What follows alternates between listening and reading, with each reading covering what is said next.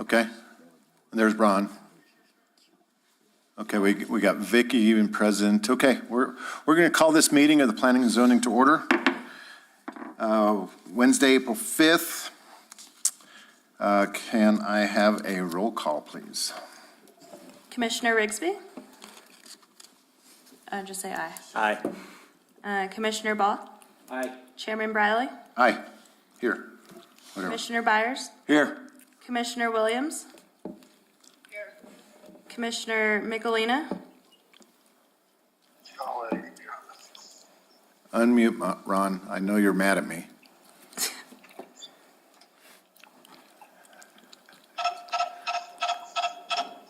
He's signaling he's Okay, present. thumbs up then, okay? And You can't Commissioner Richardson. Here. Thank you, Chairman. You have a quorum. Very good. I guess before we start, welcome to Jacob and Josh. I try and keep this as informal as possible, but if you have any questions regarding our processes or whatever, just don't hesitate to ask. We will be sure and point you in the right direction. Right. So, declaration of conflict of interest. Anybody that has financial conflict of any of the items on the agenda? Hearing none, go on to certification compliance, please. Chairman, I do certify that this meeting has been posted in compliance with Resolution 20-22-01. Sorry, extra dashes there. Thank you, Sam. Did you say that there's some removals of things on the agenda? Yes, Chairman, I would like to remove item 6C and item 6D. Both applicants have requested to withdraw their applications. All right, so we have an amended agenda. Can I get an approval to approve the amended agenda, please? So moved. Second. We have a, Roll call. Commissioner Rigsby? Aye. Commissioner Ball? Aye. Chairman Briley? aye. Commissioner Byers? Aye. Commissioner Williams? Aye. Commissioner Michelina? And Commissioner Richardson? Aye. Thank you. Motion passes. Very good. Ron, since your microphone's not working, either thumbs up or nodding when we have that, or thumbs down. Okay. All right. Approval of the minutes, please. Everybody get a chance to read the minutes. And Sam, I guess I need clarification. Can our two new members vote for this if they have not been on that meeting? I would prefer that they abstain since you do have enough members to vote. Very good. Everybody look at them. It was a very short meeting, not a lot to read. Mr. Chair, make a motion to approve the minutes as submitted. Second. I have a motion and a second. Can I get a roll call, please, Sam? Yes. Commissioner Baugh? Aye. Chairman Briley? Yes. Commissioner Byers? Aye. Commissioner Michelina? And Commissioner Williams? Aye. Thank you. Motion passes.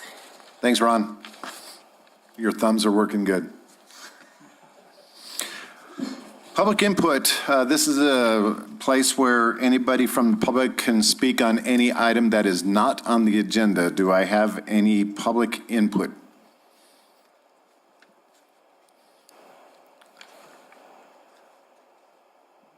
Online, anybody? I can't quite understand, Sam. Right now we're at public input, Commissioner Williams, and it doesn't appear that we have anybody ready to No, I don't see any. speak, so I think we're going to move forward. And Vicky, I'll try and talk louder. So we have item 6A, a revocation of conditional use approval case CU 2020-786. Sam, can you give us history, please? Thank you. This case has kept the same number, 2022-0786. We have a request in to revoke a conditional use that you all approved in 2020 due to them failing to comply with the conditions in their case report. Arturo Olivas has been operating an automotive repair shop in the C2 Community Commercial District located at 718 Carrizo Canyon Road.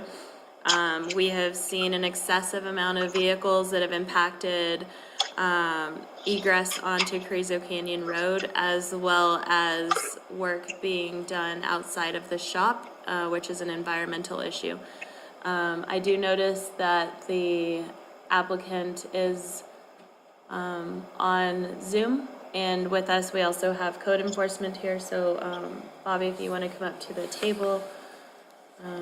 So Sam, this is a recommendation from code enforcement and planning and zoning to revoke this conditional use. Yes. So- Code enforcement brought to our attention the violations that have been taking place for multiple months and haven't been able to gain compliance. And so, in the case study that was signed by them, they agreed to follow the conditions that were placed on the operations of this mechanic shop. So before I hear from the owner of the shop, I'm going to hear from code enforcement first. Can you please state your name and do I have to swear in staff? Yes. Do you swear to tell the truth, hope but truth? I do. Thank you. State your name for the record and please state your case. My name is Robert Simpson. I'm with the Village of Ruidoso Code Enforcement Division. In reference to this case, I'm going to give you some dates and timelines. Mr. Olivas has been given an ample amount of time, once issued notice, to correct the violations as far as vehicle storage, which is the main concern from our end. We've received complaints about the vehicles being parked on other lots and just the general cleanliness of the area being a nuisance. On January, let me get this pulled up so I don't tell you the wrong date. On January 18th, 2022, myself and Officer Salazar hand-delivered a 30-day notice to Mr. Olivas, advising that he was in violation of his conditional use and requiring him to come into compliance. He failed to meet that deadline, and as of February 18th, we submitted that information to Planning and Zoning with recommendation to bring it back to you all for consideration. Mr. Olivas continually operates outside of what has been approved in the sense of extreme amounts of cars. He's allowed 8 spots for parking outside of his shop. At least that's what was in the initial conditional use. And at times we've seen well over 20 at this location. One thing has changed. Mr. Olivas has moved into the house that's on the same property. That was not actually in the initial case study. He wasn't living at that location at the time. So with that being said, I inspected the property today. He does have 4 vehicles parked at his home, which is considered normal use for the number of drivers in his household. So we aren't counting those vehicles against the number of vehicles stored on the property associated to the business. As of this morning at 10 a.m., that specific property is compliant with the number of vehicles parked. However, he is now affecting his old location located on Gavilan Canyon, where he is storing several vehicles, including a motorhome and a cab of a vehicle and several other things that I believe were associated to the business and are now being stored at a separate location. Mr. Olivas has, again, been given ample time to come into compliance, and only as of today, this is the first time that I've known he's been compliant.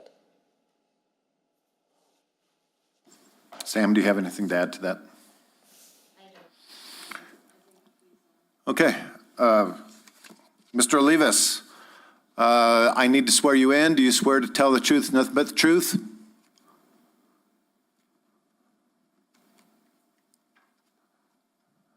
Mr. Olivas, can you raise your right hand and swear to tell the truth and nothing but the truth? Are you on mute, sir? Because we cannot hear you. Yes, we see your hand. Is your microphone muted? We cannot hear you. Is it on our end?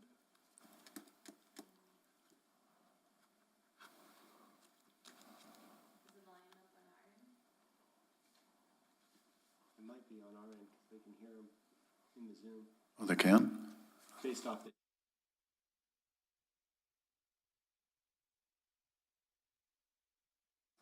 Stand by. We may have some technical difficulties.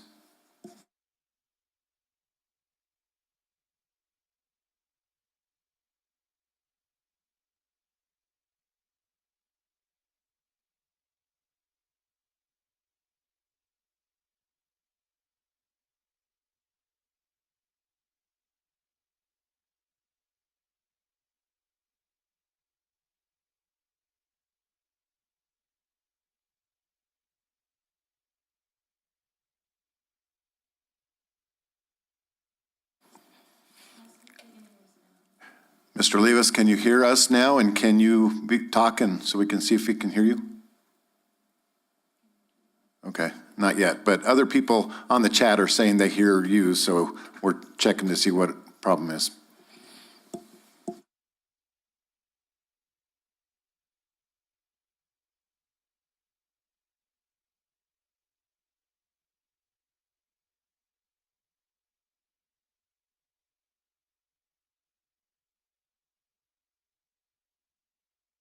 Okay, we hear somebody. Please, who's talking?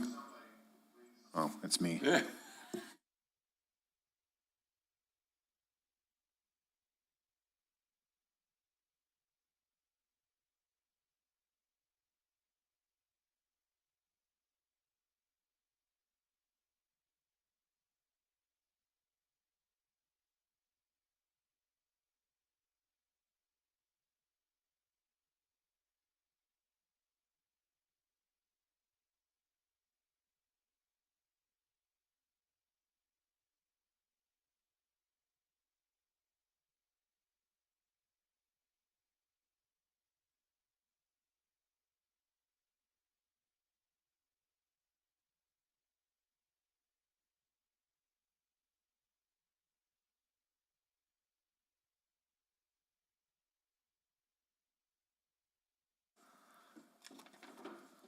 We, But Well, tell them that you and I can hear each other. Ron, we hear you now.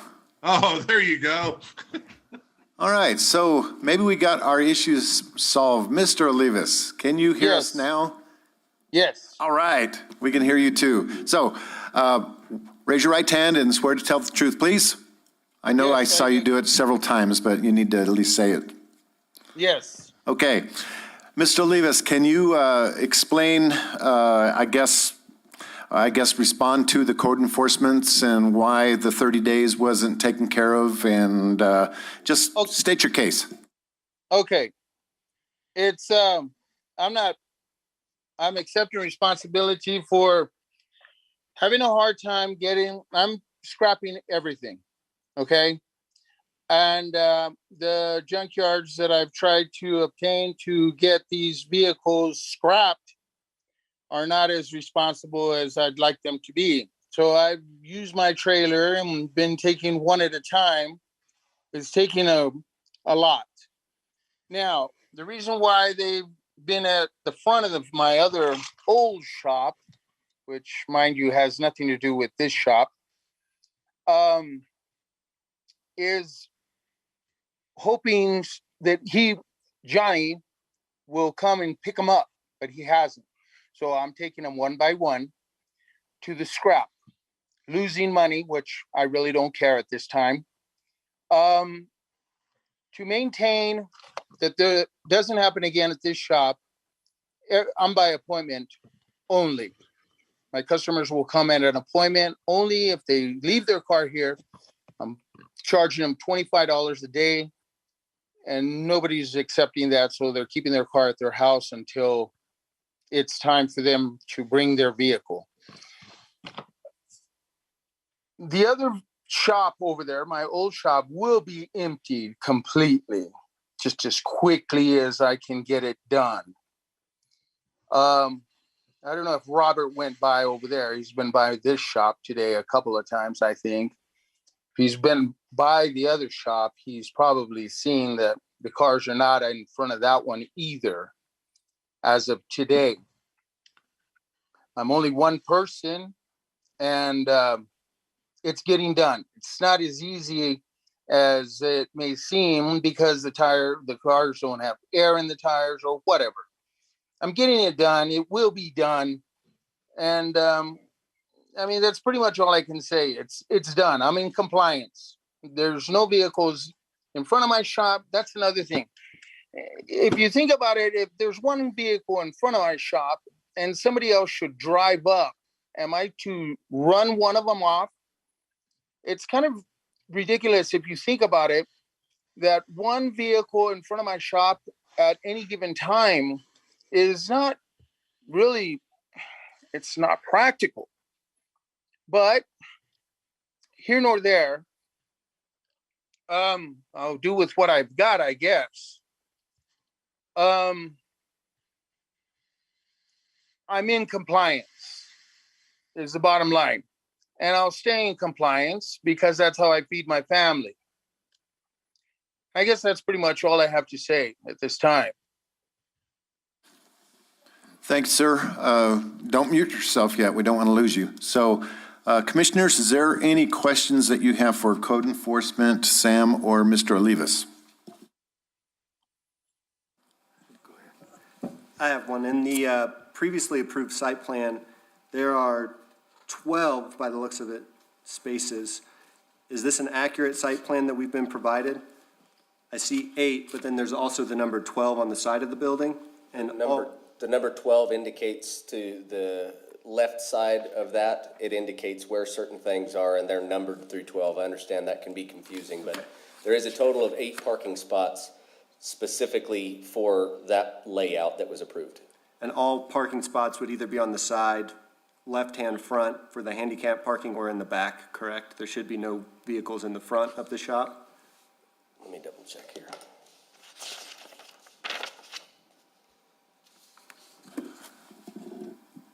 That's correct. That's correct. And point of clarification, the other sites shouldn't be in scope for this particular location, correct? We shouldn't consider that within scope? The other sites, The Gavilan Canyon location. Gavilan Canyon, That's or correct. the house. It is a separate issue from this operation. However, that's how this case became a matter, and he relocated to Carrizo Canyon because of the condition of Gavilan Canyon. And so in an effort to comply with code enforcement and village ordinances, he moved his operations to Carrizo Canyon Road.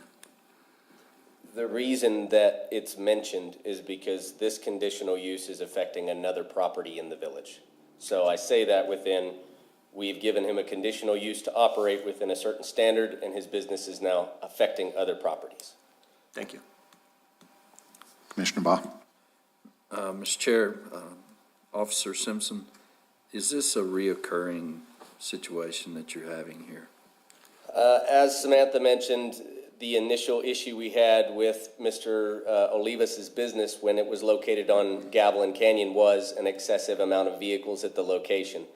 So I would say it's a reoccurring thing. So at the Gavilan Canyon location, was he aware of the same codes and so forth as he is on the Carrizo Canyon? His was a unique situation. He was actually only supposed to be operating as an individual, one car at a time at that time. When it got brought up, we had well over 10 cars when it actually got brought all the way up where we were issuing him the notices and things. Similar situation, he was made aware of that time, so I would again call this a recurring theme. And you're referring to the Gavilan location? Gavilan as well as Carrizo Canyon. This is the first violation we brought him since he's moved to Carrizo Canyon, but basing off of what his actions were on Gavilan Canyon, I would say that they are repeating themselves. Mr. Chair, Officer Simpson, on the Gavilan location, were they given any notice as well? Ample. We actually worked with Mr. Olivas for months, if not a year, to try and gain compliance. Thank you, Mr. Chair. Is that property now compliant? It is not. It has outdoor storage of vehicles and automobile parts that are not compliant with current code. Again, that's a separate issue from this, but that property is affected because of the number of vehicles that Mr. Olivas has acquired, and he moved from the location on Carrizo Canyon back to Gavilan Canyon to try and gain compliance. Can I say something? The reason why there's outdoor storage is because the flood hit my shop on Gavilan Canyon the worst.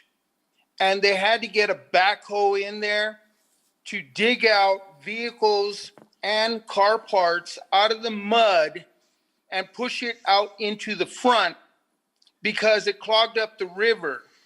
Now, that's beyond my control. I have to go in there into the mud and dig out engine blocks and all kinds of things that the river scrambled up. And I'm only one guy to do this, which I'm in my 50s. Now, he's not being fair because now I really have to say this because Robert has a tendency of adding, if you look at this paper, this black line was not drawn by me. It was drawn by somebody in code enforcement. These two blocks here were part of my drawing, and somebody in code enforcement drew this line around this house, which was not part of the draft. And all these numbers over here were part of my draft for my code, not this house. So he drew in my personal vehicles into the cars that I asked for the permit. I don't think that's fair. How is my personal vehicles that are registered and insured part of the cars that are my business? Thank you, Mr. Olivas. We'll get down to the bottom of all this. Okay, thank you. Commissioners, any other questions? Yes. Go ahead. Sam, what about violation of number 5 as far as work being done outside of the garage, and what exactly was being done? Mr. Olivas only has a garage that will hold 2 vehicles at a time. Most days as you go by the property, there's multiple vehicles that mechanics are working on outside of the structure, out in the front and on the side yard. So they'll have multiple vehicles that are actually outside of the walls of the structure that they're doing mechanic work on, whether it be repairs or replacements.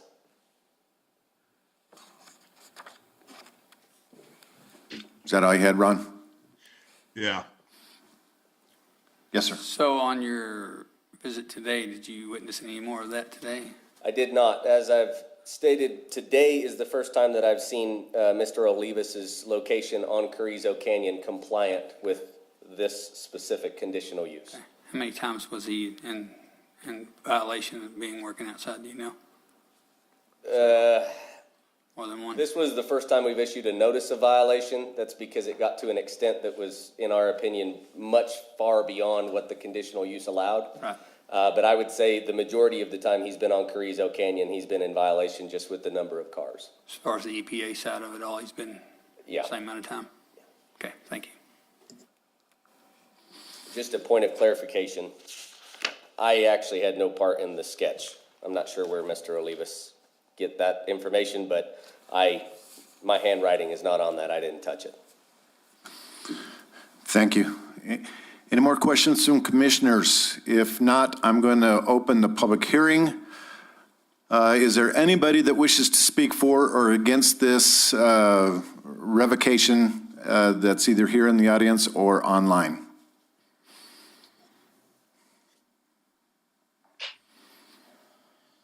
Anybody online? Unmute and say yes. Hearing none, seeing none, I'm going to close the public hearing.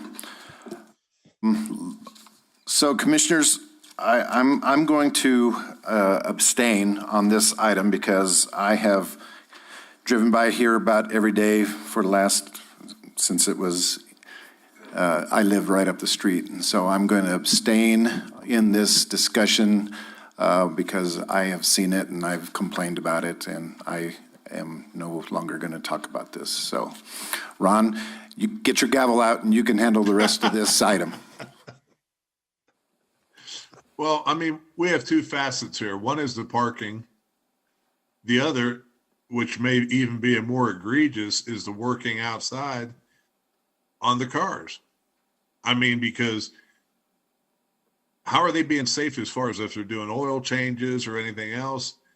I mean, that's the one I'm really concerned about, is how much work is he doing outside? Stan, do you have anything on that?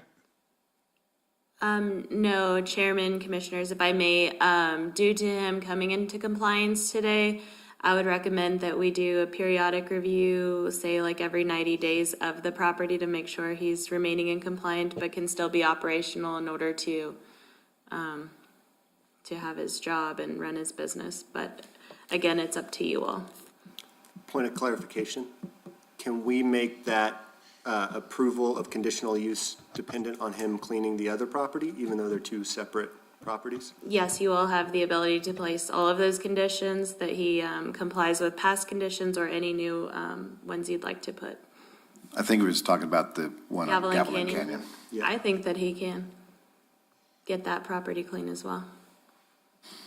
They're both in his control, and they're both related to the operations of his automobile repair shop.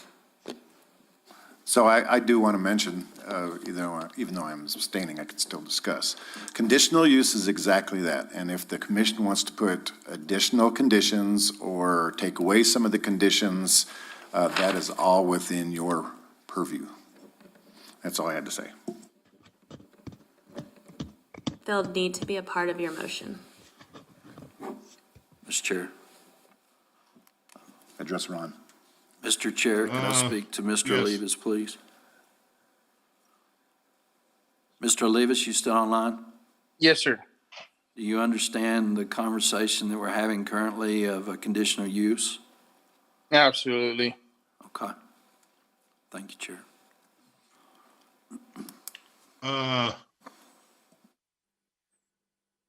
Would the commission be more apt to, maybe since we've had all these violations, if we did a shorter review period? I mean, I'd hate to see us go 90 days and then we clean it up on the 89th day and all of a sudden we got it, temporarily fixed. This is something I think that needs to be really addressed. Any ideas?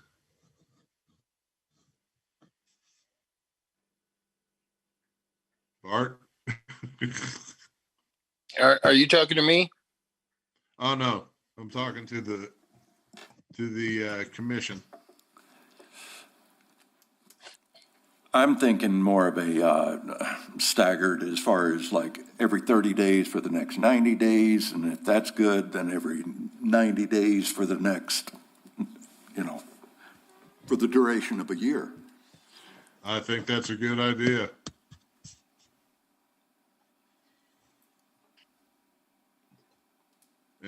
Any other comments?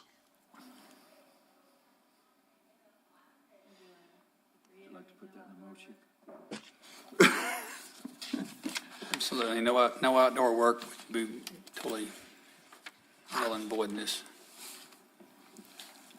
provision here we're trying to. Well, those are still in the original conditions, right? And you can add to it. Which is 30 days. So let me see. Based upon the foregoing finding of fact per 54-68 and 54-100 of the Village Code, I move to extend the conditional use with the addition of inspections every 30 days for the next 90 days, and every 90 days after that for the period of 1 year.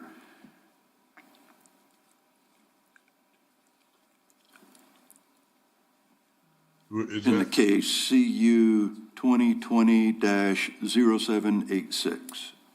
do I have a second? Second. All in favor, say aye. Aye. We need a roll call.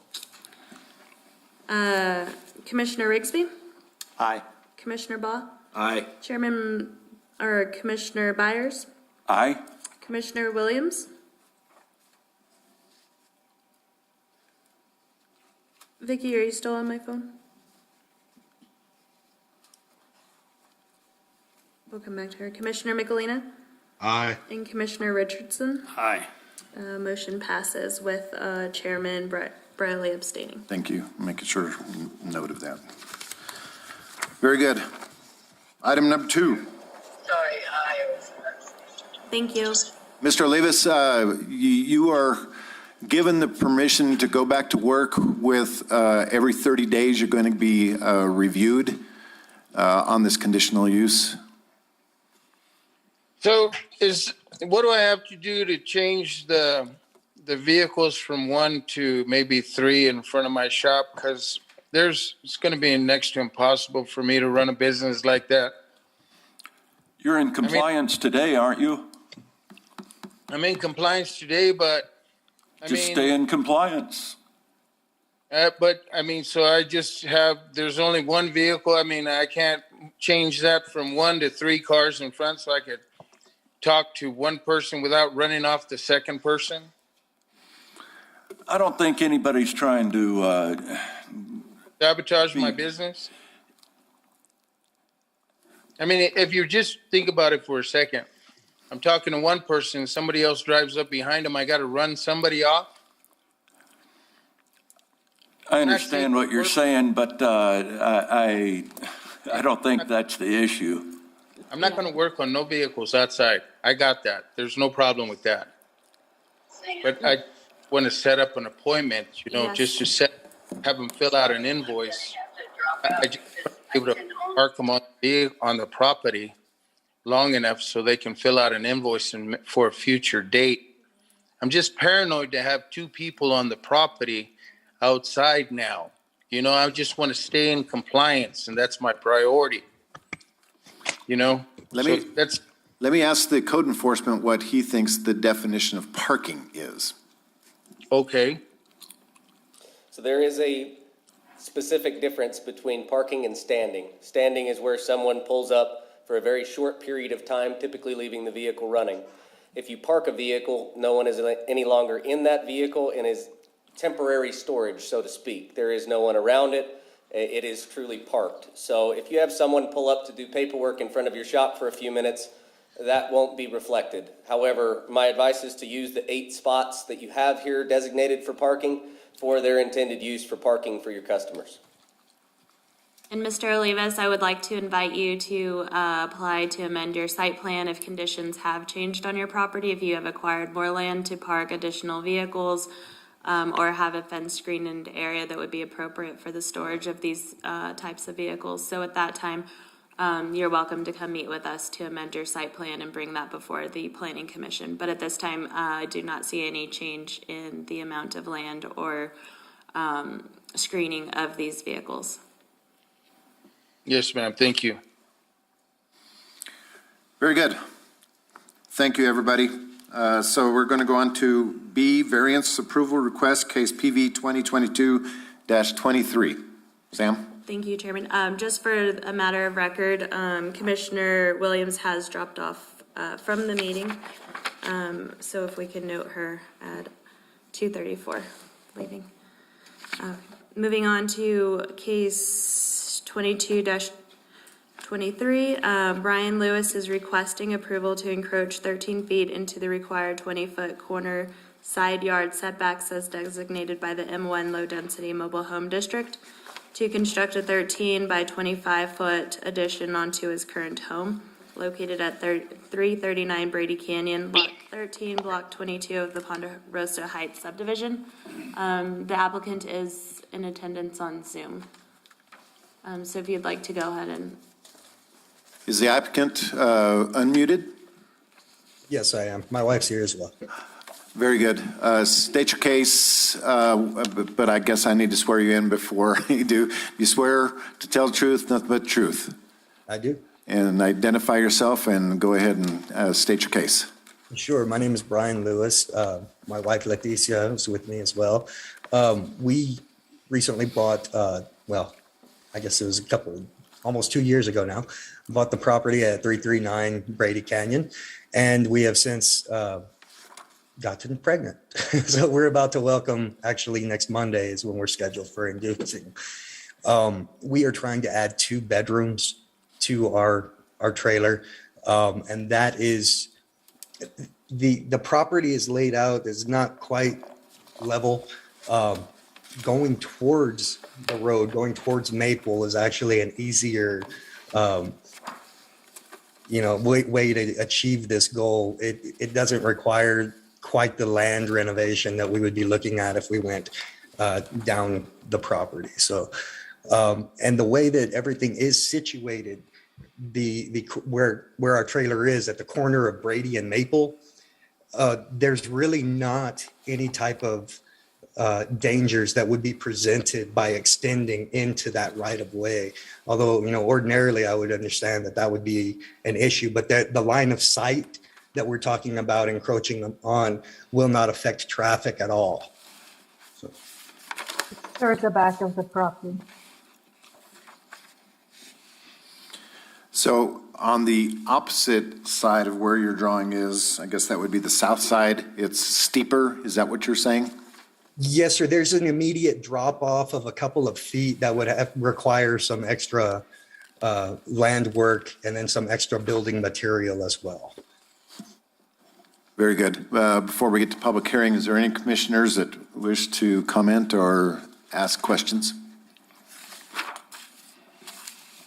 Okay, I will. I always have questions. Sam, explain corner lot setbacks and why we go at 2020 and why we just can't claim one as the front and one as the side.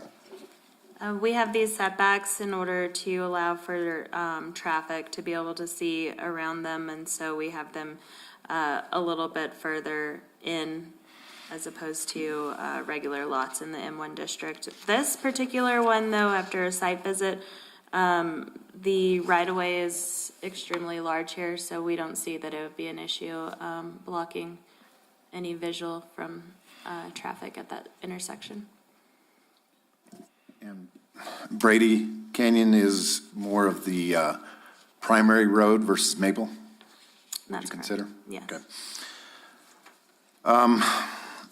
My question is always hardship.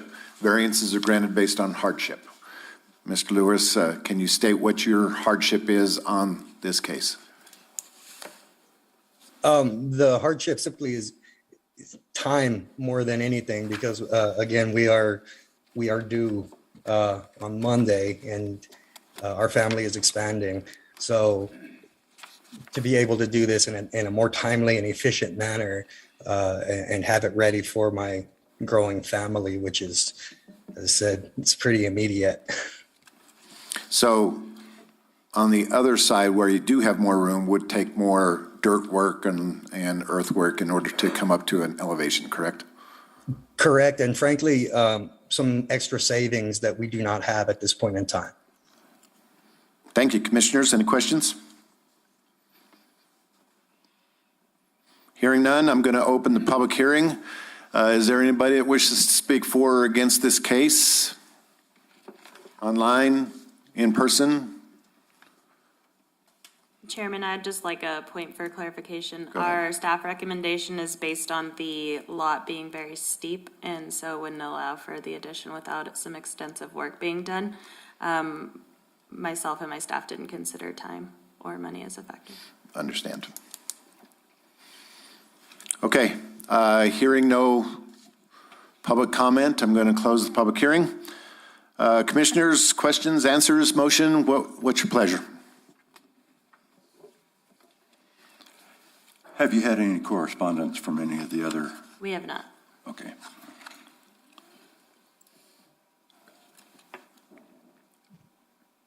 Mr. Chairman, Sir. based on the foregoing findings of fact, 54-97, 54-66, and 54-140 of Village Code, I move to grant the requested variance for case PV 2022-2023 with the conditions stated in the case report. Second. And you have seen the conditions that the planning and zoning has put on your community development. Sorry, I can't get you guys mixed up. There were conditions that were put on you based upon this variance request. You do know what they are? Actually, I did not.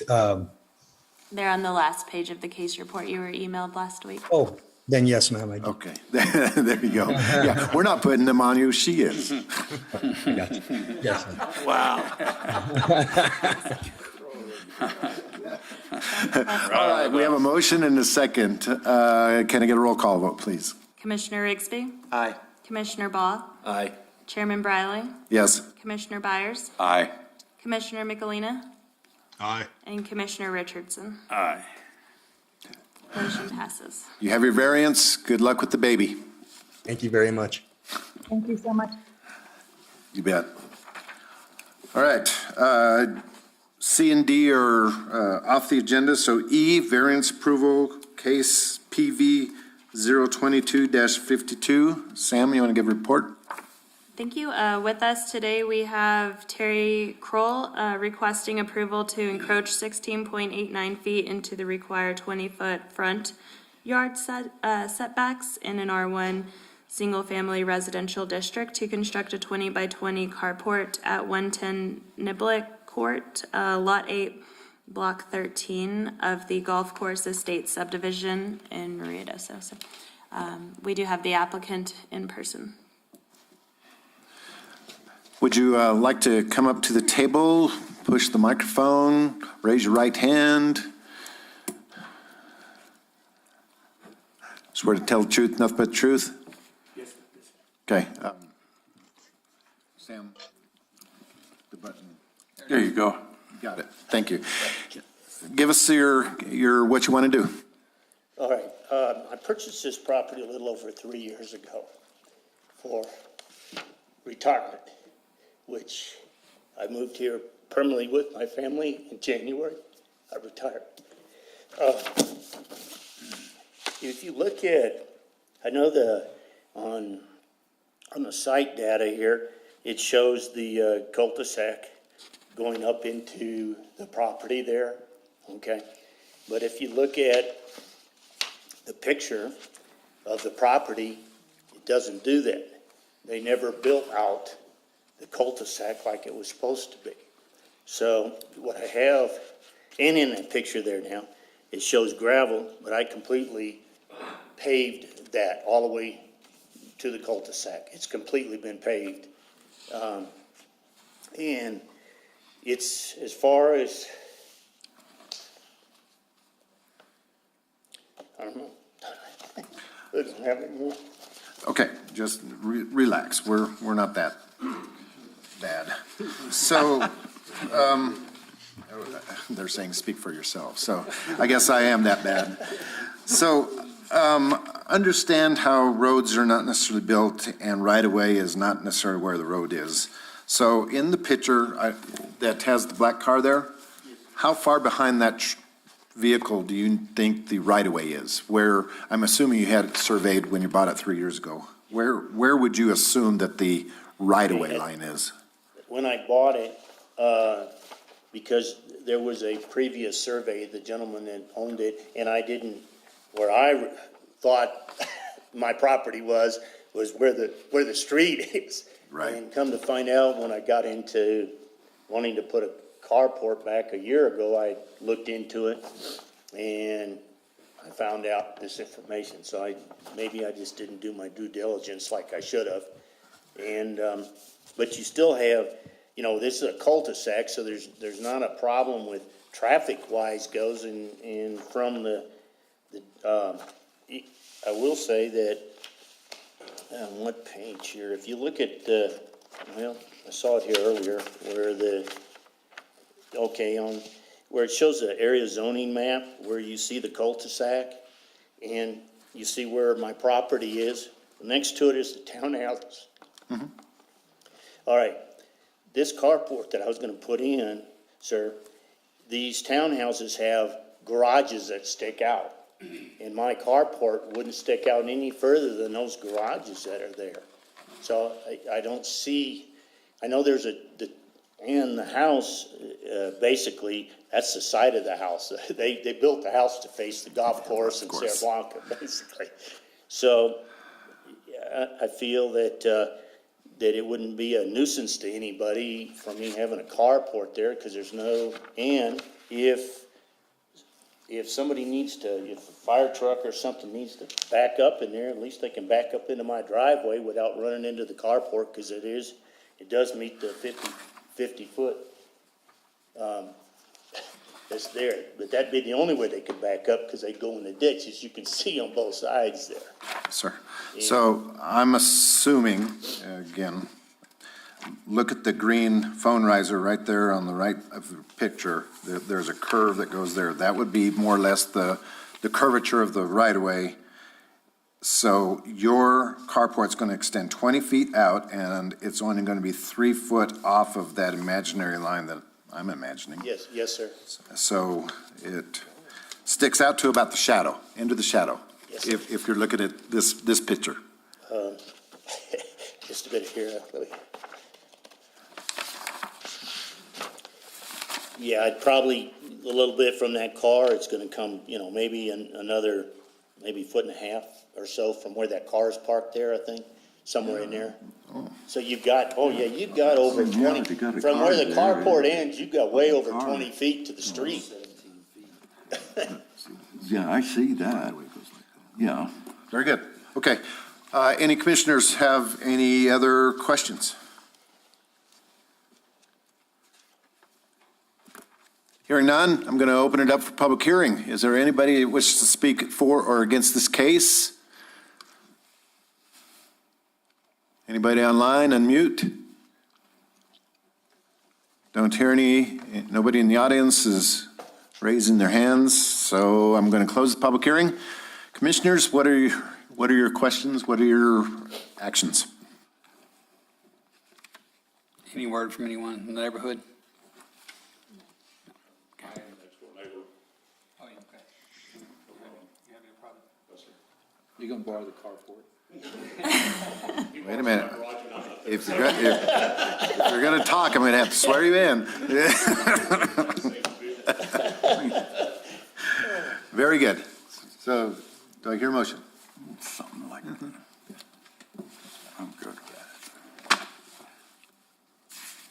Mr. Chair, based upon the foregoing finding of fact per 54-92 and 54-66 and 54-140 of the Village Code, I move to grant the request variance of case number PV 2022-52 with the conditions stated in the case report.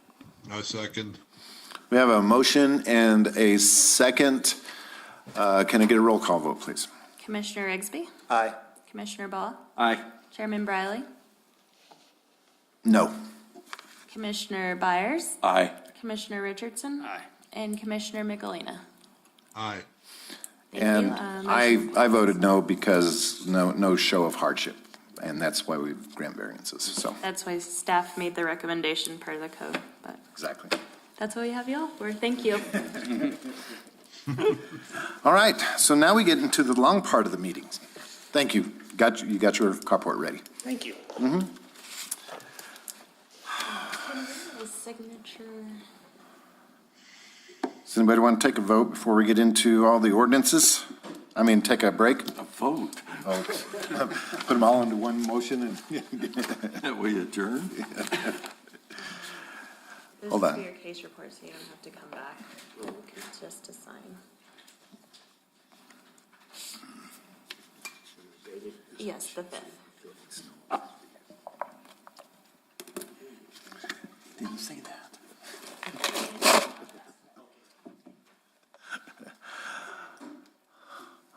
All right. Nobody wanted to take a health break, so we're going to continue on. And I'll take a break at 3 o'clock and again at 4 o'clock and maybe even 5 o'clock as we go through these items. Hello? Okay, here we go. Ordinance amending Chapter 22, Article 2, Building Codes. Recommendation to amend and revise this section. Sam? Thank you, Chairman. Section 22, or Chapter 22 of the Village Code of Ordinances needs to be updated to stay in line with what the state is enforcing with plumbing and mechanical. And so we'll be going from the 2015 codes to 2021 codes with our inspections. And just so you all know, we have 2 inspectors that do plumbing and mechanical now on staff, so that's been a bonus. Question. When this goes into effect, are the the permits that have been issued prior to, will they fall under the new code? And, I mean, if something's in the middle of construction and all of a sudden, you know, before they were in compliant and now halfway through, I understand your concern, Commissioner. That would not be the case. Anything that's already gone through plan check and been permitted will fall under the previous codes. This wouldn't be in effect until 30 days after the village council adopts it. And so the village council will be hearing this at their May meeting, and so it'll be early June before this is even in effect okay. for new permits at that point. And as I understand it, whenever there is a new chapter comes out, we have to renew the entire ordinance just to, I guess, reflect that chapter, right? Or that year. Any questions? This one's pretty straightforward. So I'm going to open the public hearing. Is there anybody that wishes to speak for or against this ordinance recommendation? And commissioners, as you know, we recommend ordinances to the council. Okay? Don't hear any. Public hearing's closed. Can I get a motion from the commission, please?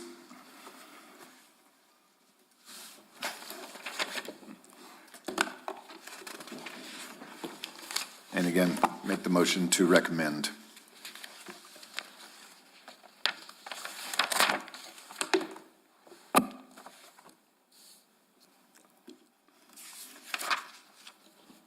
Is that, we're just recommending like the 2015-08, 2016-03, and 2017-07?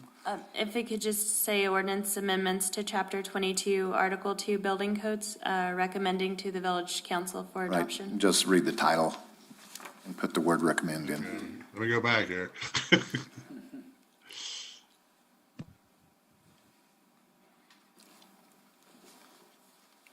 Okay, we'd like to recommend to the Village of Ruidoso Municipal Code Ordinance Chapter 22, Buildings and Building Regulations, Article 2, Building Codes, Section 22-31, Building, Electrical, Plumbing, Mechanical, and Fire Codes adopted amendments. Second. Ron, are you reading the right title? This is 7A, right? That's what I was reading. He just read the full title in the Got it. ordinance. Okay. You read the title in the ordinance, not in the Yeah, right. agenda. Perfect. Don't confuse me like that. Have a motion and a second. Can I get a roll call, please? Commissioner Rigsby? Aye. Commissioner Baugh? Aye. Chairman Briley? Aye. Commissioner Byers? Aye. Commissioner Richardson? Aye. Commissioner Michelina? Aye. Thank you, motion passes. All right, next one is a public hearing for the ordinance amendment, Chapter 54, Section 54-325, basis for establishing areas of special flood hazard. Sam, you want to give us an update on this one? Yes, we would like to add into this section of the code the ability to use the LiDAR data that's been provided to us by FEMA. They flew over and we no longer have to require developers or homeowners to have an elevation certificate completed by a surveyor or an engineer. Will be able to look at this tool. It's an online tool where we can plug in the address or the coordinates, and we'll be able to determine the base flood elevation from that, as opposed to having them spend time and money going out for a survey. So that will be a public data that's available to the public. That's awesome. Savings That's to awesome. the public. We can get things done I quicker. like that. Any questions of Ms. Mendez? How often, sorry, Mr. Chairman. Go ahead. Ms. Mendez, how often is the information updated? It says 2014. Do we have any information on how? It is not updated very often. We would like for it to be updated after we've had floods or fires, but unfortunately, it's very costly to fly over and create this data, so it's not done very often. And they usually just go over high-risk areas, because you'll see, like in Chavez County, they have a lot of Zone A's, which are unidentified flood zones, and so they don't have any data. And so they mostly stick to the high-risk areas, such as Ruidoso. since we're more likely to flood than burn, according to their data. Any more questions of Sam? Okay, it's a public hearing. I'm going to open up the public hearing. Anybody wish to speak for or against this ordinance amendment to make it easier on the public to get data? Seeing none, hearing none, I'm going to close the public hearing. Commissioners, what's your pleasure? And again, this is a recommendation to the council.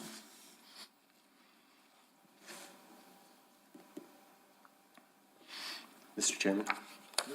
I move to recommend to the council an ordinance amending the Village of Verdoso Municipal Code of Ordinance, Chapter 54, Land Use, Article 4, Flood Hazard Regulations, Section 37, or 327, basis for establishing areas of special flood hazard. Second. Second. I have a motion in 2 seconds. Can I have a roll call, please? Commissioner Rigsby? Aye. Commissioner Baugh? Aye. Chairman Briley? Yes. Commissioner Byers? Aye. Commissioner Richardson? Aye. Commissioner Michelina? Aye. Thank you, motion passes. All right. So now we have this one. Ordinance amending Chapter 54 Division signs. Sam, you want to give an update in the history of how many times we've amended this ordinance? Yes, thank you, Chairman. This division out of Chapter 54 covers signs exclusively, and we had a steering committee going back in March of 2020 and a few months prior to that, but then COVID hit and we saw businesses being shut down, and then as we started to be able to reopen slightly, we did not want to bring forth an ordinance that could hinder business, and so we actually did the opposite. The mayor put an executive order out telling code enforcement not to enforce any type of signage, and it was, I'm sure you all saw, a free-for-all. We had banners and handwritten posters and anything that could let people know what the current operations of that business were.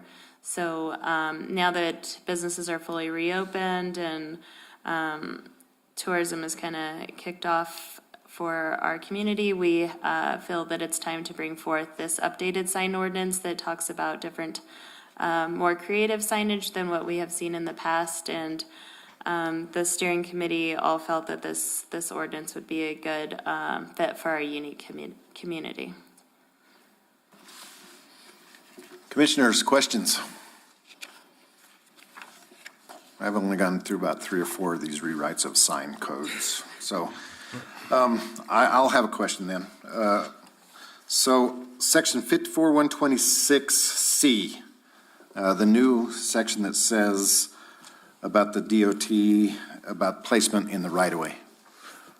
I think the village would be better served if they said they are prohibited in the Meacham and Sudworth right-of-way and then reference the DOT. So I don't want to make it seem like it's allowable through the village and then go to another bureaucratic mess to deny. So I don't know if you can reword the words on that and if that makes sense.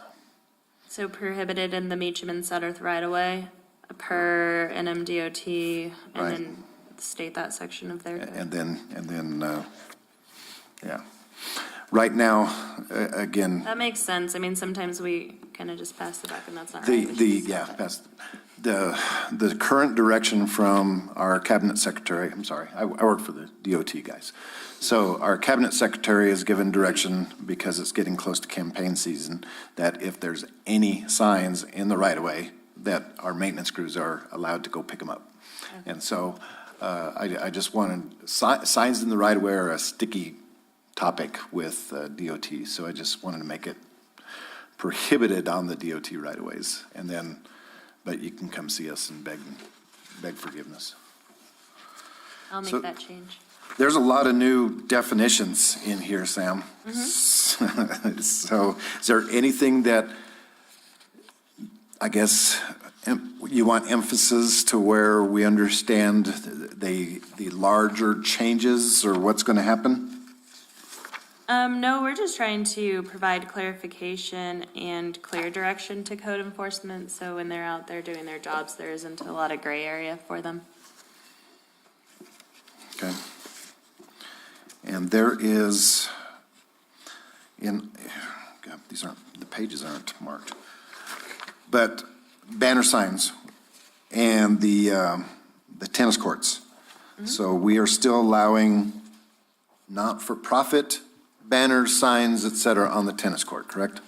That's correct. And I know that's no change, but I just seem to see a lot of advertising signs on there show up. So nonprofit aren't charged the fee, but for-profit, they are allowed, like They are that Christmas affair, they were for-profit and they paid the fee. Who was the other one? Flying J Ranch had their Christmas displayed there very largely. Okay. Commissioners? Can I propose an amendment to the recommendation on section 6.1, or, I'm sorry, I don't know exactly how to, 54.190, or 191, section 6.1, parentheses 7, civic and quasi-public off-premise signs. There's some references to lodger's tax funds. I believe that's a proper noun and should be capitalized, same with the village council. It's small, but it's a thing, not just, Good catch. You are correct.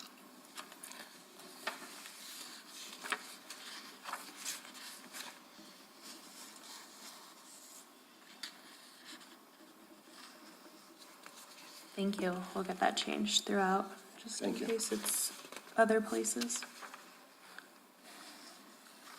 I noticed, sorry, Mr. Chairman. It's okay. Question, I noticed that the other recommendations had a date, and this one did not. Are we going to include a date on the whereas statement? Are we trying to get this passed in May?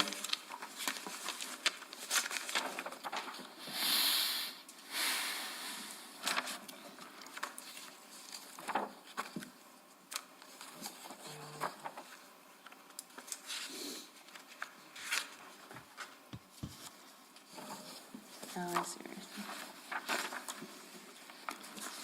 Or does it matter? Would be another question. Jacob, explain where you're at. I'm not Yeah, I'm following. sorry, I'm at the whereas statements at the Yeah. top.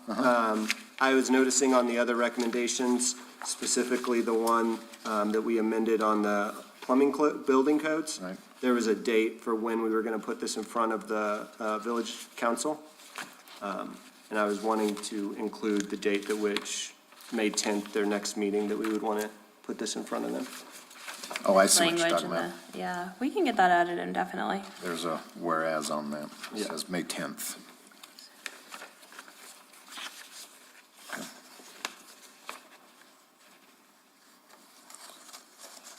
So Sam, has there been a lot of,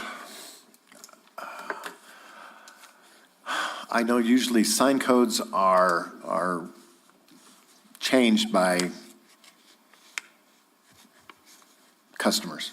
You know, they complain that they're not able to put a sign up here or a sign up there, or this size or this size. Has there been a lot of, or any complaints? Or is this mainly due to clear direction to code enforcement? That was our intention when we did this back in the beginning of 2020. Right? It was just one of my first things that I got hit with when I came on board here. Lately, code enforcement's been having a tough time cleaning up those blade signs throughout town, and more so this weekend. Yeah, so blade signs, flags, the little curlicue ones, those are all allowed by permit. Is that what I'm? Temporary. Temporary, right. signage. Okay. We once had a question about flags, that not the standalone flags, but going from corner to corner with the wavy flags, like a used car lot. Are those addressed in here? I don't know if that is just an or other, but I, like I said, in one of my other entities, we've always had that problem that they're going from corner to corner, especially gas stations, kind of advertising their store. We're now open, or, it makes it look like it's a grand opening type of thing. I don't believe that is addressed in here, though. I can do some research to find some language, though, that. Have you seen that a lot here? I haven't seen it here, Luckily. in another town. We had someone in Lincoln tell us that it was to keep the elk out of their property. Yeah, but that's not an advertising sign usually. I think I saw in this, or sorry, Mr. Chairman. No, I think I saw what the condition of the sign would be. Is that, which section is that? I think I had something to add to that when I was, What do you mean, like in a well-maintained condition? well-maintained condition. That are, because I believe there was a section in here about for permanent signs, there is an expectation of how maintained it's gonna be and the condition. I think I saw it too somewhere. Yeah, I'll take it. It may not be a change, it may be in existing words. That's why it's not underlined.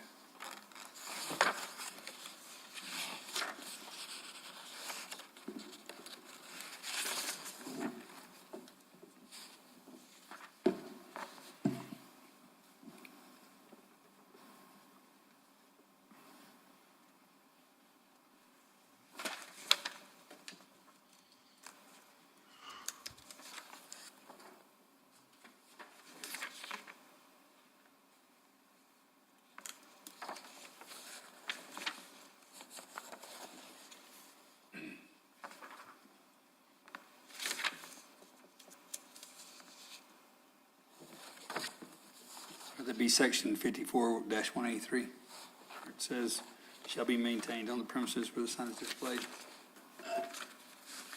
Cross-reference.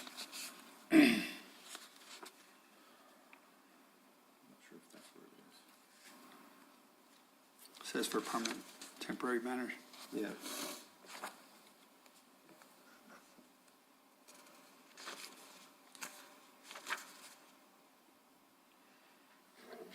Was it this, Jacob, maintenance required of signs consisting of painting, cleaning, and repairs required to maintain signs in the same condition and appearance as when originally installed?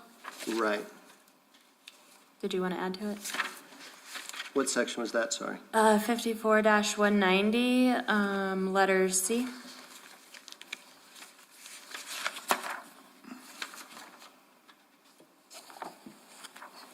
That was another thing, code enforcement was working on some of those banners near the A-frames in Midtown.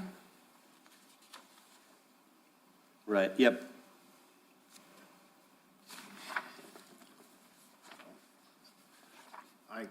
I understand where you're getting at, and I'm wondering if it needs to be in the prohibited. Prohibited signs are those that are old and flappy and torn and all that kind of stuff like that. What about Pioneer Bank? I mean, Not properly maintained, yeah. We can add that language in prohibited, deteriorated signs. I thought they went under. Sign that's falling down in the wind. Ms. Mendez, question for you. The permitting process for temporary signs, they have to dictate how long the sign will be up, correct? Yes, so whatever dates they select, it's 2 weeks, and then our administrative assistant notifies code enforcement of whoever's permitted for a temporary sign, and they get the dates. Okay. And is there a permitting fee difference for permanent versus temporary signs? Yes.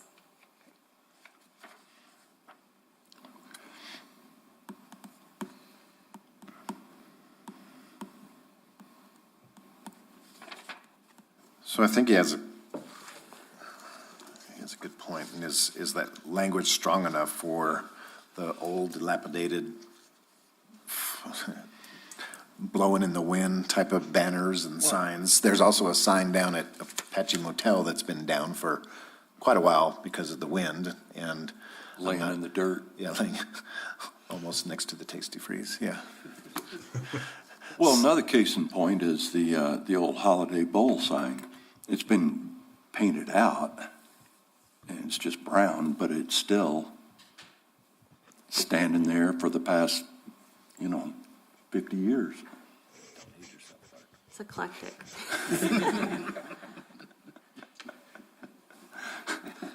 Yeah, we typically have businesses that are no longer in operation take them down. If you want this piece of history going, Bart, we can. Well, I think the reason that people leave them up is because it's an existing sign and they're somehow thinking since it's existing, it's grandfathered in, and I Right. can do whatever I want to and put Yeah. whatever up I want to on it. So, I think that's right. yeah. It took forever to get the Texaco sign torn down. Oh, yeah.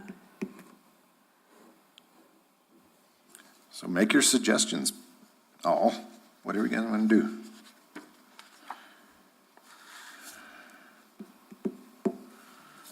I've got all of these written down so far, so thank you for this.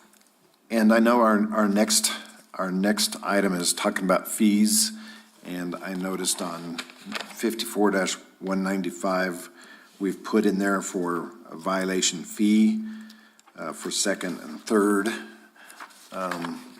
So isn't that the judge's discretion of what the fee and the fine amount should be?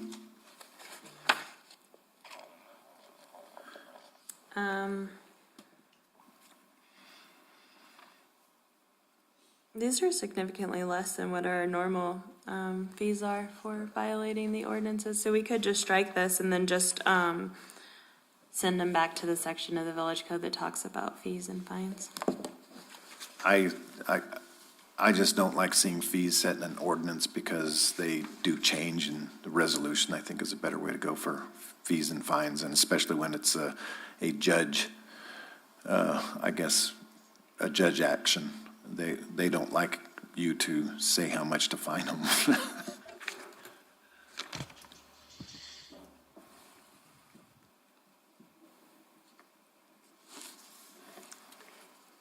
I know you're taking notes, going to take it back to council and say, you know what these guys are thinking? Mr. Chairman, I have a question for Ms. Mendez. Is there a limitation for blades, flags, feather signage in the Midtown Commercial District? Currently or in this? Either? Because it just says there's going to be a limit for two outside of the Midtown Commercial District. The steering committee recommended 2 maximum for anybody outside of C3. But inside, They don't want them at all. at all. So in C3, it's prohibited. Okay. And then they're only allowed temporarily. They wouldn't permanently be. And, okay. Thank you. What else? Ron, you're sure quiet. Reading.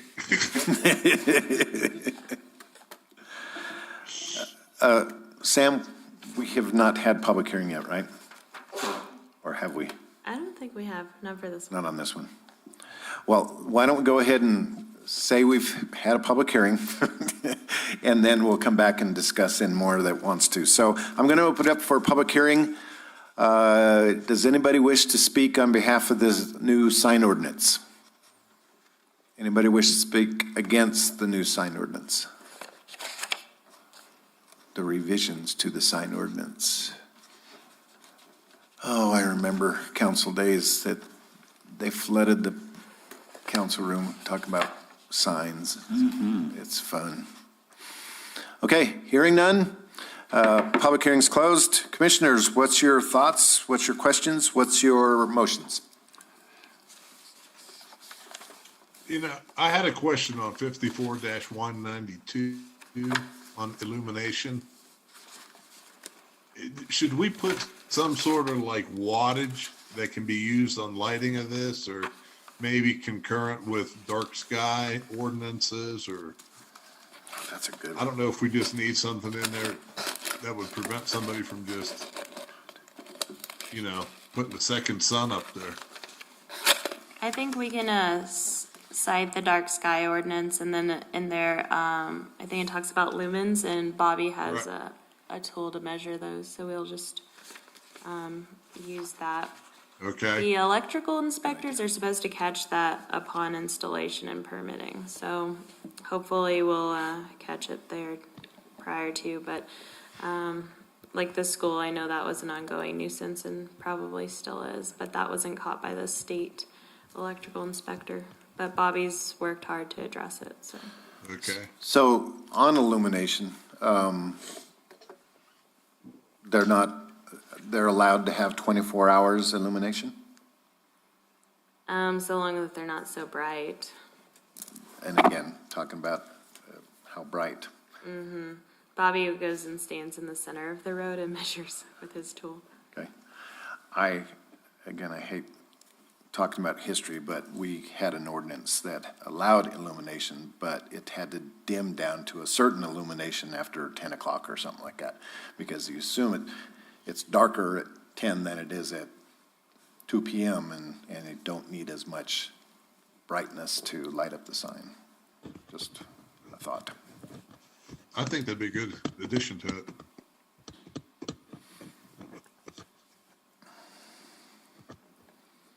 I mean, we have such beautiful skies out here. I'd hate to see it ruined by light pollution. Yes, sir.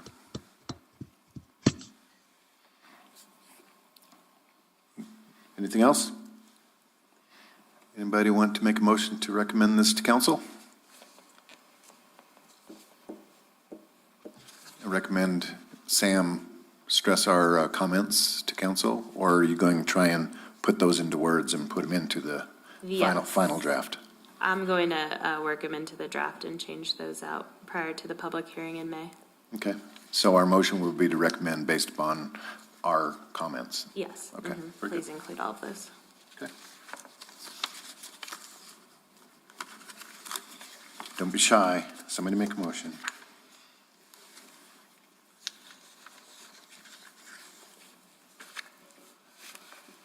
Oh, or you want to table it? Discuss it some more. Trying to get back to the beginning. To see how Sam's interpretation of our comments is. I have to do a little research on the lumens. What would be appropriate after 10 o'clock?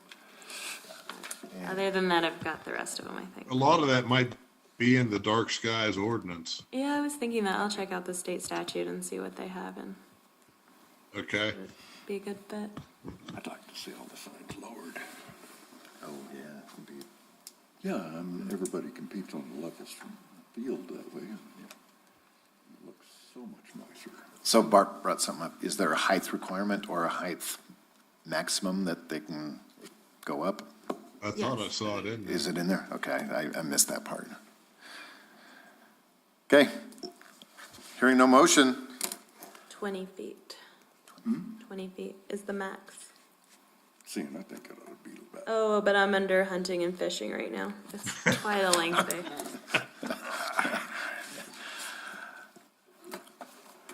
I'd like to recommend amending the Village of Ruidoso Municipal Code of Ordinance, Chapter 54, Land Use, Article 2, Zoning, Division 5, Signs to amend and strengthen language, Ordinance 2022-XX.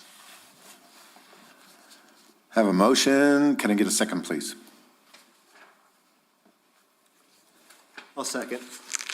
We have a motion and a second to recommend this on to council. Friendly amendment to the motion to include our comments to be put into written form. Is that okay with you, Ron? Yes. Okay. And seconder? You okay Yeah, with that? that's fine. Okay. We have a motion and a second. Can we get a roll call vote, please? I'm sorry. They're asking why I'm not in another meeting. I'm like, Commissioner Rigsby, Aye. Commissioner Baugh, Commissioner Briley, Aye. Commissioner Byers, Aye. Commissioner Richardson, All right. Commissioner Michelina. Aye. Thank you. Motion passes. All right, last public hearing is a resolution for amendments to Chapter 22, Section 22-34 permit fees. And to the commissioners and new commissioners, this is one of the things that I was, I guess, very vocal about when they put that into the ordinance, because prices go up, fees go up, everything goes up, and I suggested putting these things into a resolution so it's easier to change instead of an ordinance. An ordinance, requires so many days of notification, publications, and all that kind of stuff. A resolution just goes on the next agenda and they vote on it. So that's why you'll see the fees and permits into a resolution. And so with that, Sam, do you want to kind of give us an outline of what we're doing and how much we're increasing? Is it just a general across-the-board percentage? What's going on? Yeah, so annually, we go up with the state on our building evaluation charts. This year, they went up 15%. We actually are at 95% of what the state charges. So we're not at the full 100. If you all would like to make a recommendation that we do not increase the full 15%, we can do that as well. This is just in line with what we do every year. What kind of complaints have we received from the building community on our fees? We haven't received any, and I sit on the board of directors for the Lincoln County Home Builders, and they haven't verbalized it to me, but they just pass these costs on to the homeowner or whoever they're building for. But with the cost in gas going up, I'm seeing a hit to my budget with my inspectors running all over the county, and price of materials, I'm sure, had to do with this increase, but this is a staff recommendation, so if you all think that we should hold off and due to inflation in other areas, we don't necessarily have to. It's not mandated by anybody. So I have a question on, I know we put on conditional uses that they have to come in and get a permit within, 6 months or a year, or whatever it is. So with these prices, if somebody doesn't go through and do their actual building, are these permit fees refundable? Like, would they be refunded the cost of their variance? No, the cost of the actual building permits. If they get a building permit and then they don't decide to do anything with their building? The answer is no. No refund, okay. Because there is a cost in reviewing the plans and all this kind of stuff from your inspectors, correct? Mm-hmm. Okay. Who came up with the pricing? I mean, it's kind of interesting that high hazard explosive and high hazard are like cheapest on the list. The state. I guess it's based on building materials. These are all reflective of what the state gives us. And by them, I mean construction industry division. I guess I should be more specific. So these are increased 15%, but they're still only 95% of state. That's right, of their evaluation fees. Any questions for Sam before we go to public hearing? So resolution, do we have to go public hearing for a resolution? We actually do not. I didn't think so. But we advertised it to give people an opportunity to come and. join Okay, us. so there's no official public hearing there, but anybody wish to speak for or against this fee resolution? I see none, Sam. So commissioners, questions? Any Is this- actions? Go ahead. Mr. Chairman, Go ahead. is there a reason we're only doing 95% of the state's recommended fees? That's just what I understand has always happened here, so Okay. I just stuck with it.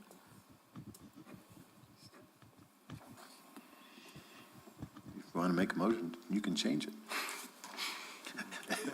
Ron, question? Is this only relating to the building fees section of this? Yes. Okay, Right. Not variance and conditional use applications. okay.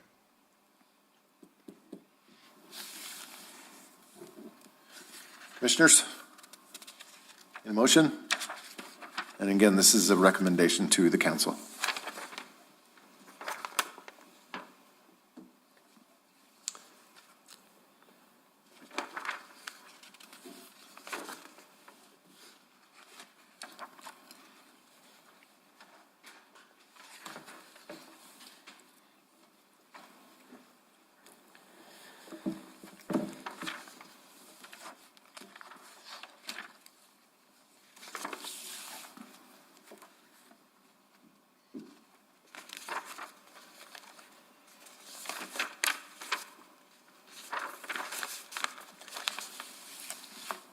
Anybody?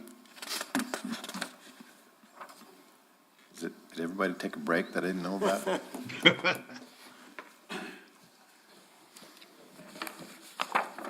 I'll entertain a motion.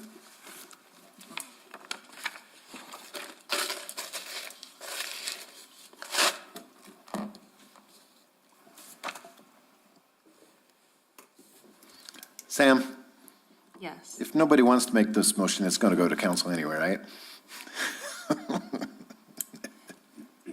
Yes. Yes. I sure would like to have a motion if anybody wishes to recommend these, or change them, or modify them, or whatever you guys want to do.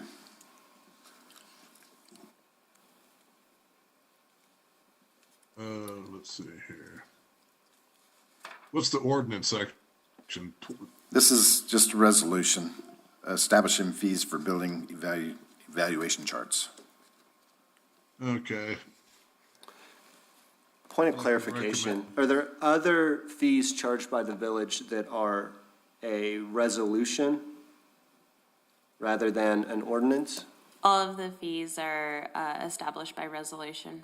So this is the only one that's currently an ordinance? It's not an ordinance. it's resolution. It's It's a resolution, resolution. yeah. So Like the, Parks and Rec and all of the other departments update by resolution. okay, so we're removing it from the ordinances? That's what it's saying with this resolution?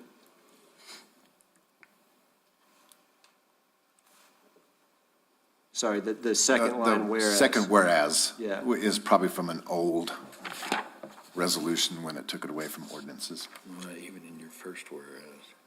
Oh, yeah.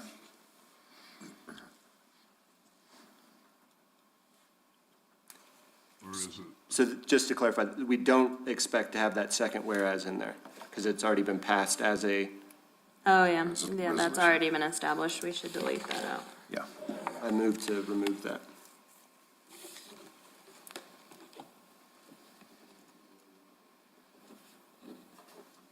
So, Mr. Chairman, as the other commissioner pointed out, this is not an ordinance, it's a resolution. Correct. Therefore, I'll make a motion of resolution 2019-04, section 22 through 34 permit fees be approved as submitted. Second. All right. I guess I'm confused because these original fees are not adopted by ordinance. And so they're adopted by an old resolution. Where's our lawyer? He was on earlier. He probably had to go back into session. He did. He said to call him if we need him. Okay. So again, Rick just made a motion to amend ordinance 1904, but Resolution. it's, Just adopt resolution. that's right.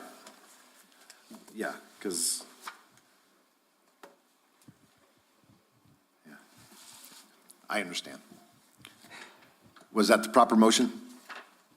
Did you say to amend the ordinance? If we just say to adopt resolution. There you go. Thank you. Adopt resolution. I understand. Any other comments? Ron, you want to raise any fees to anybody? Nah, we'll wait on that. No, just sign fees. Anyway, can I get a roll call vote, please? Commissioner Rigsby? Aye. Commissioner Ball? Chairman Briley? Yes. Commissioner Byers? I was Commissioner confused. Richardson? Aye. Commissioner Michelina? Aye. Thank you. Motion passes. Community development report. So this next section of your packet, you'll see is in addition, Commissioner Tondino had requested that we provide an update on the department as a whole. So we just printed out February's manager's report, which includes what you all approved as a planning commission, CDBG update for the Town and Country project, which is coming to a closure as soon as they pave that out in the next few weeks. Workforce housing, we were denied our 9% tax credit application for the apartments on the north side of P&M. So we're going a different route and looking at expanding the number of dwellings on 603 Meacham over here by Michael J's. And so we're trying to pivot and still provide housing quickly to the community. Readdressing, we have readdressed all of US Highway 70, and now the numbers are sequential with Ruidoso Downs and up to the reservation line. And so next we're working on Sudrith Drive, and that's been a challenge due to the narrow lots that we have there, but that should be finished before June. It's been met with some hesitation. It's a little bit worse than dealing with signs, but we're getting there. I'm sure you all are aware of the addressing issues in town.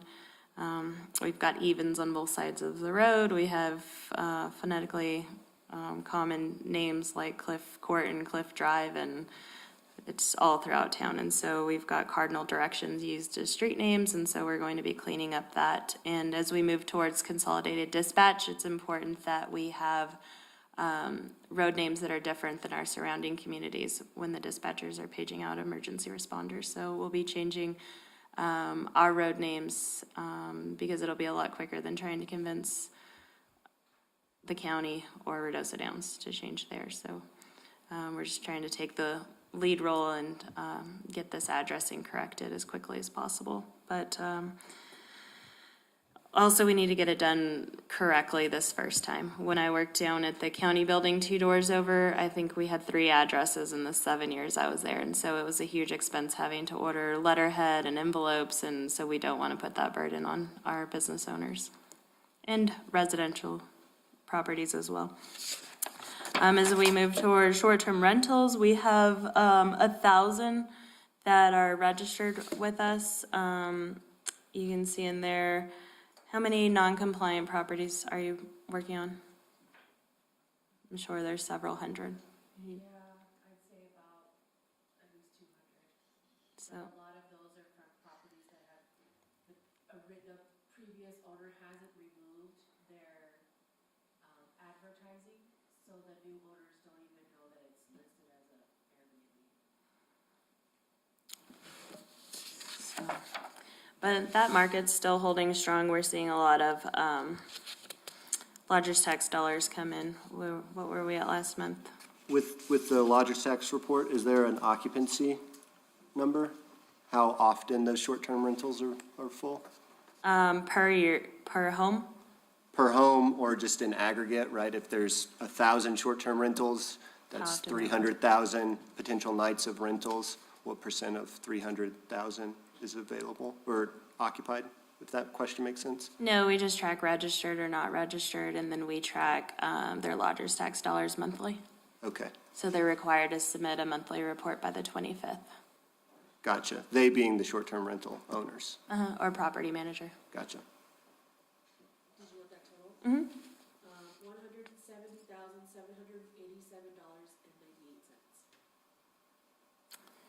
So, and then last year on our building permits, we were at 1,177 permits that were issued for the year.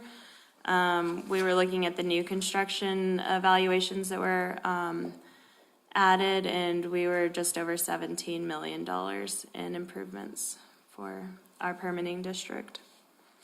You can see the list of new business registrations that have come here. Anybody doing business, even like an electrical company out of Las Cruces, is required to have a local business registration. So you'll see some of those there.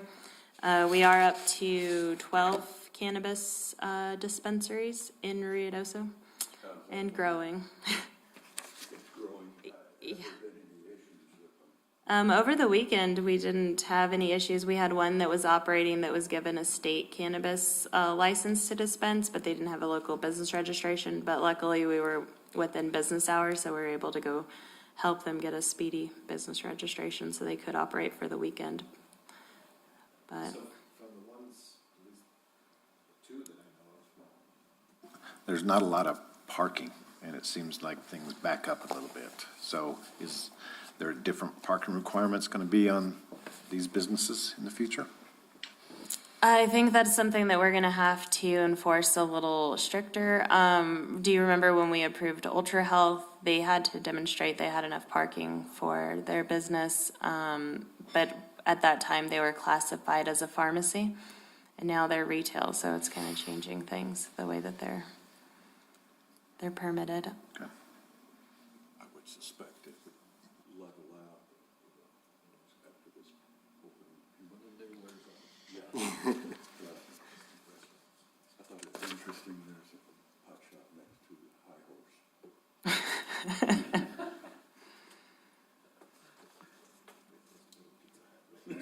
Horse. All Sips is gonna do well.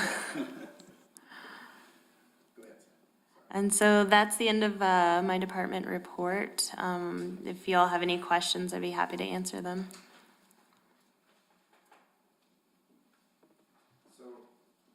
Mr. Olivas that we had today. So if he's on a 30-day kind of review and we have to give notice 30 days prior, how are we going to deal with that? We'll just have to understand in our department that it's gonna be on the agenda every month moving forward. So we'll just go ahead and advertise it, and when the 30 days comes, we'll go do a site visit and bring back photos for y'all. So it won't be, he can't do a site survey before the 30 days. That's that way we see it. So he can actually be compliant on day 29 before the spot inspection. Yeah, like today, Unless somebody calls. yeah. I mean, if somebody takes a picture and sends it. Or somebody Drives by it Daily every basis. 3, 4, 5 times a day, yeah. Right, and takes, Good for 1 day before. right, right. I have a question for you. Do you know anything about Paradise Canyon as far as the projected completion? With the lateral replacements, Just opening it up, I don't care what's going on. so the lateral replacements are the first step, because we're about to go in and do a Cutler project all the way through Paradise Canyon and Warrior and all of Gavilan Canyon. So it's about to get a little bit worse before it gets better. And all of Gavilan Canyon at the same time? Yes, the county portion as well. We partnered with them to go from 70 at Gavilan to New Mexico 48 in Gavilan. Early May. And luckily it's a one pass kind of train. They'll mill it up and lay it back down in one pass, so it shouldn't take too long. It's not going to be as long as this lateral replacement. Be sure you mention where you got the funding for that. And we'd like to give a special shout out to NMDOT, if anyone's listening. Question about the workforce housing, the tax credit. Was there a reason we were denied? Our understanding whenever applications were being accepted, that there was enough money to fund all of the applicants, and then it came down that they only funded 2. And it's very competitive, and this location was not near a grocery store where you could purchase fresh fruits and vegetables. It wasn't near other amenities like the Mashburn property would have been in a main street, and so you get a lot of points for having things like that, in which this property was in their eyes too far from So you mentioned another property, the Mashburn property, which one? near Wingfield Park. Yeah, but you mentioned another one by Michael J's? By Michael J's, yes. So is that all village-owned? Yes. There's like a rock house and 2 cabins. We own that. Man, Property there at Country Club in Sutterth now? Yes.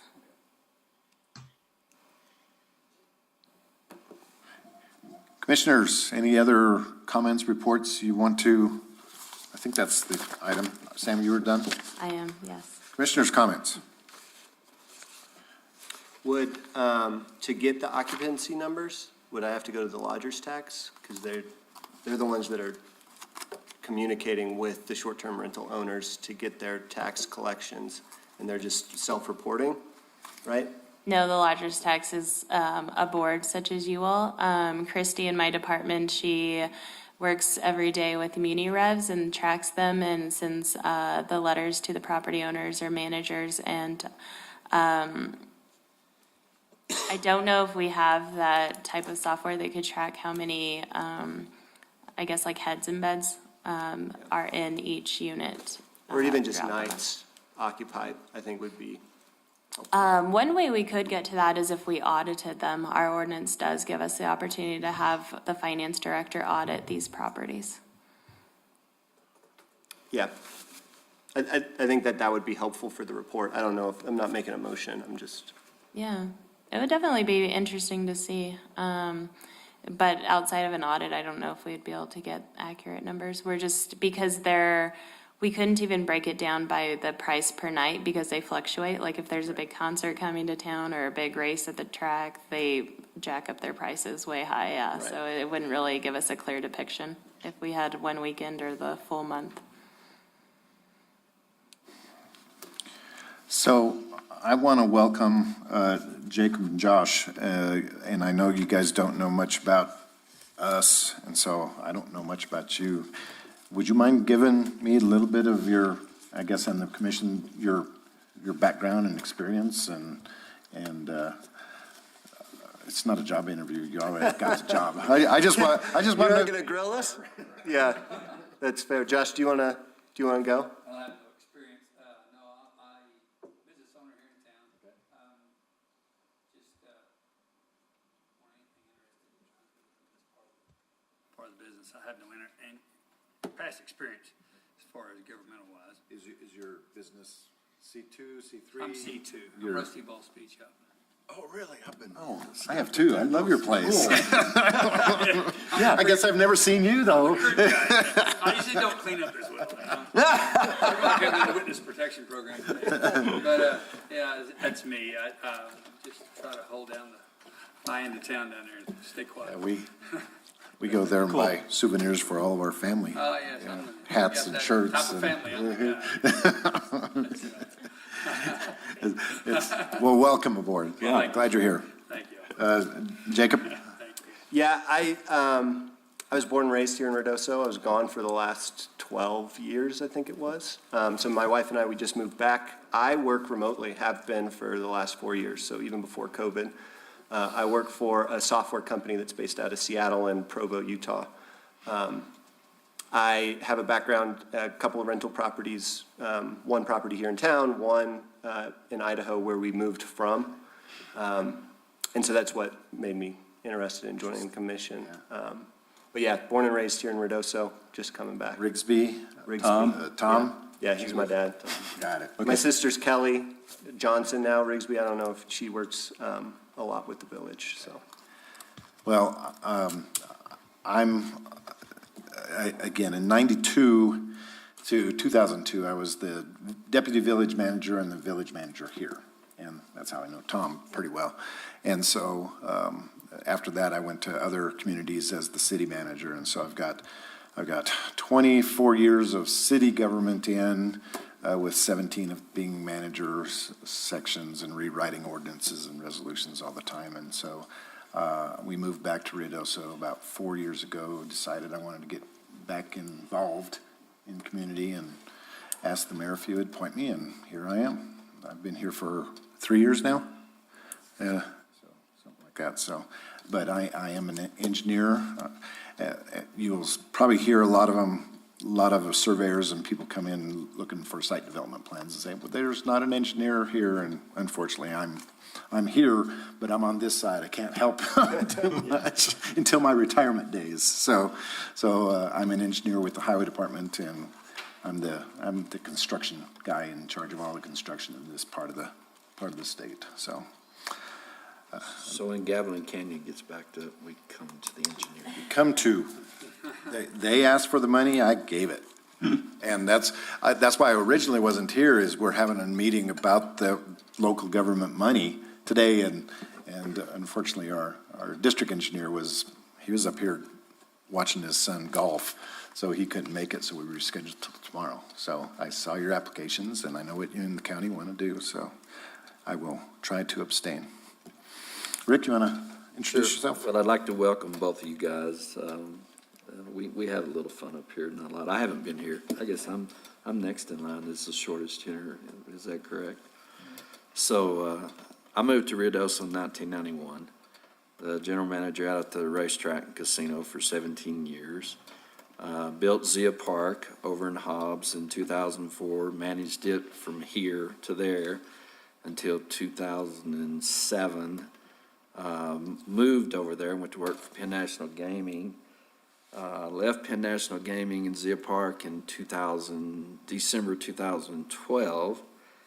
Managed Sunland Park from January 2013 until last year. Come in and was consulting for Ruidoso Downs and have had every intention of retiring until Johnny Trotter became the managing partner and asked me to come help. So now I'm the COO at Ruidoso Downs. And I've got 30-plus years in this business altogether.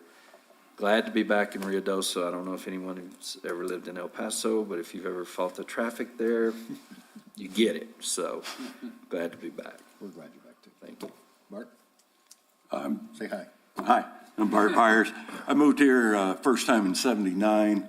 Back and forth. It was hard to make a living year-round back then. And back in '82, I had Bart's Better Burgers and at the Shell station on Sudworth across from, well, the church. Now it was Safeway at the time. And then I'm kind of a small-time developer. I built the apartments on Nob Hill. I had the movie theater at one time and added to it. I built and operated Evergreen Cleaners, sold it about a year and a half ago, and piece of rental property, and done some other small-time stuff, and building a house for myself right now, semi-retired. Avid fisherman. Yeah. Ron, you want to introduce Well, yourself? Yeah, my name's Ron Michelena. I'm not related to any of the people at the restaurant, but we do have, the common nickname, I guess. But I moved here in 2014. I'm a retired dentist from San Antonio.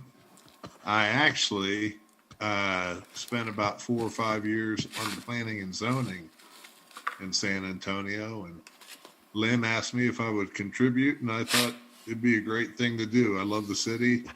I love New Mexico, and I try to do the best that I can. And one of the great things is actually having a guy like Alan, because he is the most knowledgeable guy on the board when it comes to drainage and street problems and everything else. So, I mean, right now, I think the board has a very good representation in all different fields, and I think we'll do a good job. That's it. Thank you, Ron. Your check's in the mail. We have one board member, Yeah, Vicky, is Vicki Williams, she's a retired doctor. Married to one of the counselors. Yep. Very good. Well, I just wanted to make sure we're not strangers and know who we are and know who you are. So I appreciate your input already today. Usually our first timers don't say a word. I'm glad you were able to contribute and be part of this. Thank you very much. Sam, is that all? I'll take a motion to adjourn. So moved. Second. All in favor, say aye. Aye. Hi. Thank you all. Thanks, Ron. Hi, guys. Sorry. You bet. I tried to partially give you control. Well, you gave it to me and you took it away. I don't know what to do. Right, he never passed the gavel back. I can't throw it at you, sorry. See you See you next, guys. see you next month.